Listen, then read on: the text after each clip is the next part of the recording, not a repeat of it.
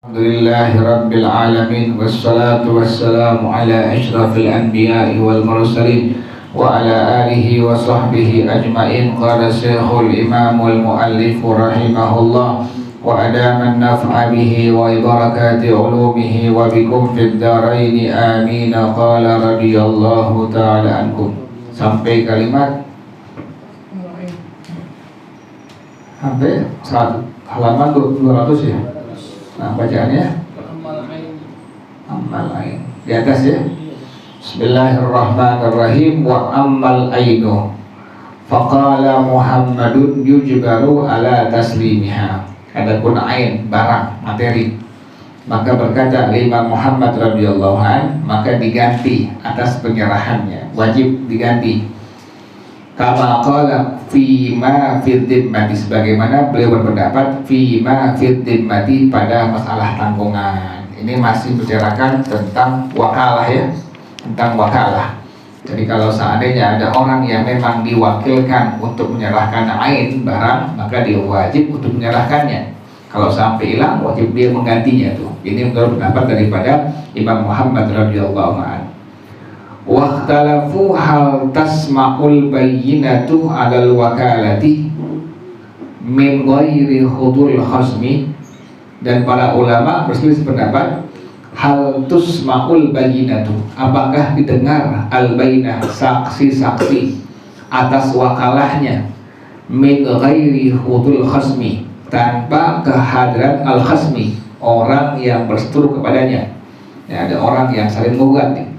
Ini bagaimana hukumnya? Apakah si orang yang menjadi saksi diperdengarkan, didengar atas wakalahnya, tapi yang bukan tanpa kehadiran daripada musuh-musuhnya, musuh-musuh dalam sidang ini? Qala Abu Hanifah, berkata Imam Abu Hanifah radhiyallahu an, la tusma'u illa bihudurihi, tidak didengarkan saksi-saksi kecuali dengan kehadiran daripada orang yang berseteru kepadanya. Kalau ada orang yang memang dia menggugat atau digugat, dia belum datang yang digugat misalnya, itu nggak boleh. Al-bayyinah, saksi tidak diperbolehkan untuk diperdengarkan kesaksiannya. Jadi harus datang dulu nih, datang dulu orang yang digugatnya nih, datang dulu, udah sampai di sidang, baru saksi diperdengarkan setiap daripada kesaksiannya. Wa qalat thalathatu, berkata jumhur ulama, Imam Malik, Imam Asy-Syafi'i, Imam Ahmad bin Hanbal radhiyallahu anhum, tusma'u min ghairi hudurihi, didengarkan al-bayyinah, saksi-saksi tanpa kehadiran orang yang berseteru kepadanya. Jadi sekalipun nggak datang, nggak hadir di persidangan, maka didengarkan kesaksian dari si saksi yang ada tadi. Wa tasihul wakalatu fi istifa'il qisasi inda Malikin wa Syafi'i al-asahi min qawlaihi, dan sah wakalah dalam menunaikan qisas, sah, boleh. Qisas misalnya motong tangan dengan tangan, misalnya mencungkil mata dengan mata lagi dicongkel, seperti itu sah, itu hukumnya sah, mewakilkan dalam menunaikan qisas. Menurut pendapat daripada Imam Malik dan Al-Imam Asy-Syafi'i radhiyallahu anhuma, alal asahi min qawlihi, atas pendapat yang paling sahih dari dua pendapat Imam Asy-Syafi'i radhiyallahu anhu sah. Jadi wakalah untuk menunaikan hukum qisas itu dihukumkan sah menurut pendapat Imam Malik dan Imam Asy-Syafi'i pada pendapat yang asah, yang paling sahih dari dua pendapat Imam Asy-Syafi'i radhiyallahu anhu. Wa ala azharir riwayataini an Ahmadah, dan atas riwayat yang paling jelas dari Imam Ahmad bin Hanbal. Jadi yang paling jelas dari Imam Hanbal juga sama sah, bahwasanya sah wakalah, mewakilkan seseorang untuk menunaikan hukum qisas. Wa qala Abu Hanifah, berkata Imam Abu Hanifah radhiyallahu anhu, la tasihhu illa bihudurihi, tidak sah wakalahnya kecuali dengan kehadirannya. Hadirin dulu tuh, hadirin dulu orang yang mewakilkan dengan orang yang diwakilkan, baru dihukumkan sah menurut pendapat daripada Imam Abu Hanifah radhiyallahu anhu. Kemudian masalah yang berikutnya, wahtalafu fi syira'il wakil bin nafsihi, dan para ulama berselisih pendapat pada masalah membelinya al-wakil. Ada al-muwakkil, ada al-wakil, ada al-wakalah. Al-muwakkil orang yang mewakilkan, al-wakil orang yang menerima wakalah. Jadi para ulama berselisih pendapat pada masalah membeli al-wakil dari dirinya sendiri. Ini bagaimana hukumnya? Kalau ada orang yang menerima perwakilan kemudian dia beli barangnya itu sendiri langsung. Faqala Abu Hanifah wa Syafi'i la yasihhu dzalika litlaqi. Berkata Imam Abu Hanifah, Imam Asy-Syafi'i radhiyallahu anhuma, tidak sah hal tersebut secara mutlak, nggak boleh al-wakil langsung membeli sesuatu secara mutlak, dihukumkan tidak sah menurut pendapat daripada Al-Imam Abu Hanifah, Al-Imam Asy-Syafi'i radhiyallahu anhu. Wa qala Malikun, yang kedua berkata Imam radhiyallahu anhu, lahu an yabta'a min nafsi, maka bagi si al-wakil itu boleh dia membeli dari dirinya untuk dirinya biziyadatin fit tamani, dengan menambahkan harganya, boleh, nggak masalah. Pendapat daripada Imam Malik radhiyallahu anhu, diwakilin beli kambing, kemudian dia pengen beli sendiri dengan harga dia sendiri, apakah diperbolehkan? Tadi pendapat yang pertama, pendapat dari Al-Imam Abu Hanifah, imam daripada Al-Imam Asy-Syafi'i mengatakan dihukumkan tidak sah. Sementara pendapat yang kedua, pendapat dari Imam radhiyallahu anhu, dihukumkan sah sekalipun dilebihin harganya itu.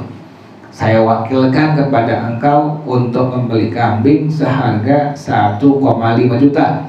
Kemudian dia punya harga, tahu-tahunya kurang dari itu, kata lebih itu orang, dapatnya 1,2, lebihnya 300.000. Ini boleh nggak diambil lebihnya? Boleh, pendapat daripada Imam Malik radhiyallahu anhu. Sementara madhab kita dengan madhab Al-Imam Abu Hanifah radhiyallahu anhu, hukumkan tidak boleh secara mutlak.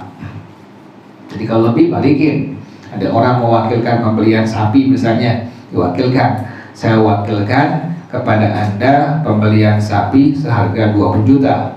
Pas dia dapat cuma 8 juta, maka lebihnya wajib untuk dibalikin. Ini pendapat ulama dalam mazhab kita, dalam mazhab Imam Asy-Syafi'i dan juga mazhab daripada Imam Abu Hanifah radhiyallahu anhu. Yang diperbolehkan hanya dalam pendapat mazhab Al-Imam Malik radhiyallahu anhu. Wa an Ahmad riwayatani, dan dari Imam Ahmad bin Hanbal ada 2 riwayat dari beliau.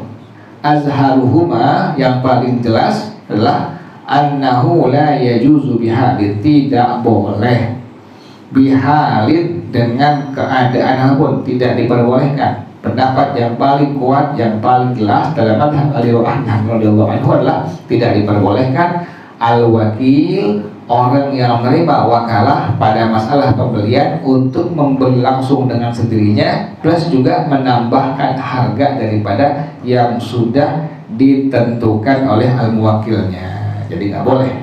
Jadi sama, hampir sama dengan pendapat daripada Al-Imam Abu Hanifah, Al-Imam Asy-Syafi'i radhiyallahu anhuma. Yang memperbolehkan hanya pendapat daripada Imam Malik radhiyallahu anhu. Kemudian yang terakhir, wahtalafu fi tawqidil mumayyizil murahiqi. Para ulama berselisih pendapat pada masalah mewakilkan kepada anak kecil yang sudah tamyiz al-murahiqi, yang hampir memasuki usia baligh. Ini bagaimana hukumnya? Kita wakilin tapi kepada anak kecil yang tamyiz, yang sudah hampir mendekati usia baligh. Yang pertama, faqala Abu Hanifah wa Ahmadu yasyahu. Pertama, berkata Imam Abu Hanifah, Al-Imam Ahmad bin Hanbal radhiyallahu anhuma, adalah maksudnya hukumnya sah. Jadi sah kalau seandainya ada orang yang mewakilkan sesuatu kepada anak kecil yang tamyiz, yang hampir mendekati usia baligh. Yang kedua, waqala Qadhi Abdul Wahhab, berkata Al-Imam Al-Qadhi Abdul Wahhab radhiyallahu anhu, la a'rifu fi, ini beliau ulama dalam madhab Imam Malik nih. Al-Qadhi Abdul Wahhab di antara ulama dalam madhab Imam Malik radhiyallahu anhu. Berkata Al-Qadhi Abdul Wahhab radhiyallahu anhu, kata beliau, la a'rifu fihi nasran an Malik, itu ada. Aku nggak mengetahui padanya nas dari Malik. Jadi Malik mengatakan tidak boleh illa annahu la yasihu. Tuh, melainkan tidak sah dihukumkan tuh. Jadi Imam Malik mengatakan bahwasanya tidak sah mewakilkan sesuatu kepada anak kecil yang tamyiz yang hampir usianya mendekati usia baligh. Yang bilang sah adalah pendapat daripada Al-Imam Abu Hanifah dan Al-Imam Ahmad bin Hanbal radhiyallahu anhuma. Pendapat dari mazhab kita Imam Syafi'i, wa inda Syafi'i annahu la yasihu, sama tuh. Dari Imam Syafi'i tidak sah. Jadi kalau kita dalam mazhab kita tidak sah mewakilkan sesuatu kepada anak kecil yang tamyiz yang memang mendekati usia baligh, apalagi masih kecil. Suruh ngerahin zakat fitrah, zakat mal, sebuah ke masjid itu zakat, itu nggak sah, tidak diperbolehkan mewakilkan anak kecil yang tamyiz yang hampir mendekati usia baligh saja nggak sah dalam mazhab kita itu. Kalau dari Imam Syafi'i radhiyallahu anhu, hukuman tidak sah mewakilkan sesuatu kepada anak kecil yang tamyiz yang usianya hampir mendekati usia baligh, apalagi yang masih anak belum sampai usia mendekati usia baligh. Wal wakilu fil khusumati, jadi jelas begitu ya. Jadi pendapat Imam Abu Hanifah, Imam Ahmad bin Hanbal mengatakan hukumnya sah mewakilkan kepada sesuatu kepada anak kecil yang tamyiz yang hampir mendekati usia baligh. Pendapat yang kedua, pendapat daripada Imam Malik sama, dihukumkan tidak sah mewakilkan kepada anak kecil yang tamyiz yang hampir mendekati usia baligh, sama dengan pendapat daripada Imam Asy-Syafi'i radhiyallahu anhu. Wal wakilu fil khusumati, dan wakil fil khusumati pada perseteruan la yakunu wakilan fil qabdi, tidak menjadi wakil fil qabdi pada sesuatu yang dia ambil, yang dia pegang, illa inda Abi Hanifah wahdahu, kecuali hanya pendapat daripada Imam Abu Hanifah saja. Jadi hanya pendapat beliau Imam Abu Hanifah. Kalau seandainya ada orang yang mewakilkan kepada musuhnya misalnya itu tidak boleh terjadi dalam pendapat semua, kecuali yang perbolehkan hanya pendapat daripada Al-Imam Abu Hanifah saja. Wallahu a'lam bishawab.